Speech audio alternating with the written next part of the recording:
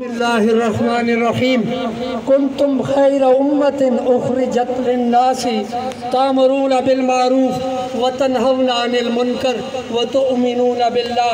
तुम बेहतरीन उम्मत हो जो लोगों के लिए नमूदार की गई हो कि तुम नेकी का हुक्म देते हो और बुराई से रोकते हो। नाज़रीन इकराम, जो साथी हमें इधर सुन रहे, काफ़ी देर से मैं देख रहा हूँ, मुझे बड़ा अफसोस भी होता है कि हमें कुरान ने एक टाइटल दिया कि तुम बेहतरीन उम्मत हो, क्योंकि दुख दर्द को बांटते हो एक दूसरे के और बुराई जहाँ देखते हो उस बुराई को रोकते हो। मेरे उकी के गयूर भाइयों, ये मसला सिर्फ जमात इस्लामी का नहीं है, क्योंकि कल आपने खुद देखा, मीडिया की वसातत से देखा कि कल 193 वाला हार गया और 168 वाला जीत गया। ये कौन सी लॉजिक थी, ये कौन सा मंतक था जिसके जरिए जमात इस्लामी को जानबूझकर हराया गया। सकूती डाका की याद ताज़ा कर दी गई। जमात इस्लामी जो इस मुल्क में पाकिस्तान बनने से पहले एक नजरिया लेके आपके सामने बैठी है और कहती है अवाम को कि ये धरती, ये ज़मीन अल्लाह ताला ने बनाई है और वही इसका खालिक, मालिक और हाकिम है। तो यहाँ कानून भी उस रब का होना चाहिए। तो इसमें क्या मुआवजा है, इसमें क्या खराबी है कि हमारे मुसलमान, हमारे भाई इस बात के साथ कमिटेड नहीं हो सकते कि भाई ये तो अल्लाह की बात हो रही है, ये तो अल्लाह का हुक्म है कि ये धरती, ये ज़मीन मेरी है, इस पर हुकूमत भी मेरी होनी चाहिए। इसमें कोई खराबी नहीं है। हम कंडेम करते हैं कल के इस मसले को। कल जो मरकजी हुकूमत, जो सूबाई हुकूमत सिंध की और इलेक्शन कमीशन भी इसमें शामिल है, इस फैसले में ये सब मिलकर शामिल है। इन्होंने जानबूझकर जमात इस्लामी को हराया है। इनका ये क्या समझते हैं कि जमात इस्लामी बैठ जाएगी, खामोशी से घर में सोए रहेंगे? इस तरह नहीं होगा। जमात इस्लामी पूरे पाकिस्तान में जाग रही है, रातों को भी दिन को भी एहतिजाज होंगे इंशाअल्लाह, अदालतों में जाएंगे।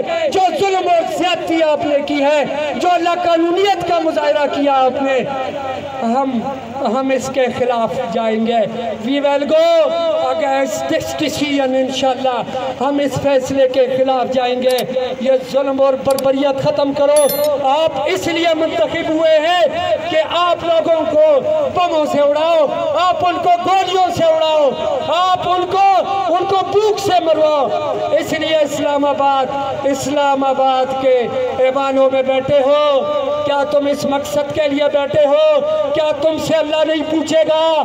क्या हज़रत उमर ने नहीं फरमाया था कि अगर दरियाए दजला के करीब कुत्ता भी मरा हुआ पाया गया तो पूछ हज़रत उमर से होगी।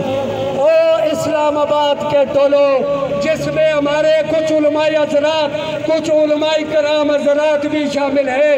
ओ भाई, तुम्हें कुरान ने नहीं फरमाया कि वला तलबिसुल हक़्क़ बिल बातिल व तक्तुमुल हक़्क़ व अंतुम तालमून, कि तुम हक और बातिल में तमीज़ करो, तुम हक मत छुपाओ। और आखिर में अल्लाह ने रिजल्ट आप पे छोड़ दिया, व अंतुम तालमून, तुम जानते हो। ओ भाई, उलमाए कराम हज़रात जो इस्लामाबाद में बैठे हुए हो, तुम्हें हक का नहीं पता, तुम्हें हक नज़र नहीं आ रही कि ये जुल्म हुआ, ये ज़्यादती हुई, ये महंगाई ज़्यादती है, लोगों को बमों से उड़ाना ज़्यादती है। क्या इनको नज़र नहीं आ रहा? हमें अफसोस है, हमें अपने मुल्क के कानून पर अफसोस है। हमें आईन जो मोतबर होता है, आईन जो पार्लियामेंट हाउस होता है वो मोतबर होता है, लेकिन उसकी एक्सप्लाइटेशन जारी है।